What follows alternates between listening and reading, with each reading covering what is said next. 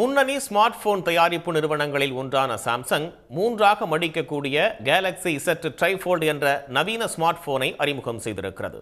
Galaxy Z trifold smart phone தென்கொரியாவில் வரும் 12ஆம் தேதி விற்பனைக்கு வருகிறது.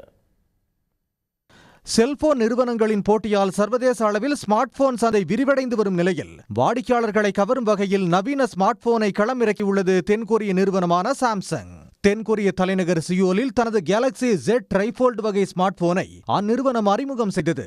இது 6.5 அங்குல திரை வசதி கொண்ட போனில் இருந்து 10 அங்குல டேப்லெட் அளவிலான டிஸ்பிளே வரை விரிவடையும் 3 மடிப்பு அமைப்புகளை கொண்டுள்ளது.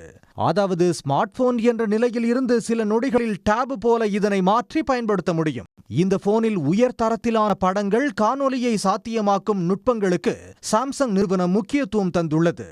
அதற்காக OIS f1.7 200 mega pixel wide angle camera இதில் உள்ளது. இத்துடன் 12 mega pixel ultra wide lens, 10 mega pixel telephoto lens, 3S optical zoom, 30x digital space zoom வசதிகளும் உள்ளன. இது தவிர செல்ஃபி தேவைகளுக்காக மட்டும் 2 தனித்தனி 10MP சென்சார்கள் அமைக்கப்பட்டுள்ளன.